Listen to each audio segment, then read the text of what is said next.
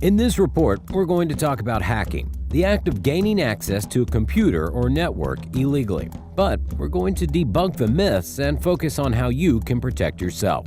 So, let's start off with some statistics. According to Norton Antivirus, 73% of internet users in the U.S. have fallen victim to some form of cybercrime. Out of 583 businesses surveyed in a recent study, 90% said they'd experienced some form of computer breach from hackers in the year prior. And while there are plenty of ways hackers can gain access to your computer and your information, number one on that list is malware. There's certainly lots of different things that cause breaches today. Denial of service attacks and privileged sort of internal threats, but malware is certainly one of them. I'm Brian Wiese, Vice President of Identity and Access Management for Accuvant Fishnet Security.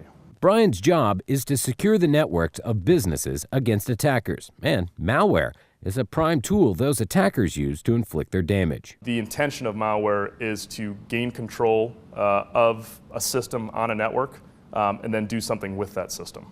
Mimic, healthy systems, steal data, whatever it is. There's a host of different sort of tools that are used out there, things like Trojans, that gain sort of access to that network, and then from there you can do anything as a hacker. But before we get too technical, let's talk about what a hacker needs to get that malware into your computer. The image of what hackers need to do what they do has been shaped by television and movies. So when you think about hackers, this may be what you think of, when in reality, this is really all they need: a laptop and an email account. For example, I'm aware of a law firm that clicked on a malicious link in an email and ended up losing $300,000 out of their business account. That's Eva Velasquez, President and CEO of the Identity Theft Resource Center in San Diego. She's seen the raw end of a hacker's keystroke in the form of identity theft thousands and thousands of times. They thought that the email was from the post office and that it was a package tracking email. So when they clicked on the link to see where this package was, it downloaded malware into their computer. Once a hacker has developed a particular malware application, the trick now is to get it into computers around the world. And the key to doing that is you.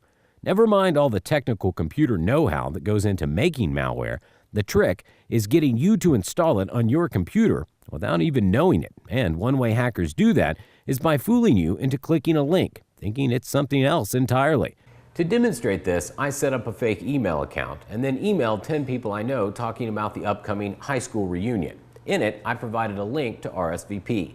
Now, out of the 10 people I sent it to, only 3 clicked on that link. But that was enough on their part to download malware if that's truly what the link was, and enough on my part if I was a hacker to steal any information on their computer, including financial information and even passwords. They sort of look to find the easiest avenue in, and a lot of times we're the easiest avenue. So hacking looks a lot less like this. Oh, there's malware.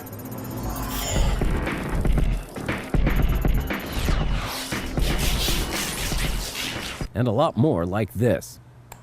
But we're not just talking to you at home. We're talking to you at home that will wake up tomorrow and go to work at a bank or an insurance agency, for instance. Businesses that we trust with our personal data, staffed by people who can and sometimes do make those same mistakes we make. We're expecting these vendors and government agencies to be good stewards of our information, and if they're not, we end up having that information compromised, and the victims end up having to clean up the mess. So what's the fix? First off, change your passwords often and make sure they're strong.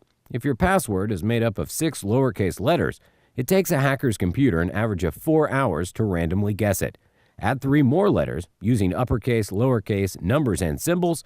You increase that time to 44,530 years, according to software developer Eyesight. Secondly, if something looks suspicious, it probably is. Chances are you're not going to miss out on something by opting to not click on a link or an attachment in an email. If you see an email again from a friend and it doesn't make sense, there's no reason why you have to answer it, right? You can call that friend up and be like, hey friend, did you send me something? What is it? And then from there you can sort of validate if it's real or not. Finally, be aware. Check your credit report annually to make sure there's not someone out there pretending to be you. It's free, and you can do it at annualcreditreport.com. Because just like you're the inside man when it comes to allowing a hacker in, you're also the one with the best shot at stopping them. These guys are smart. There's no doubt about it. Alex Flippin, Fox 26, KNPN.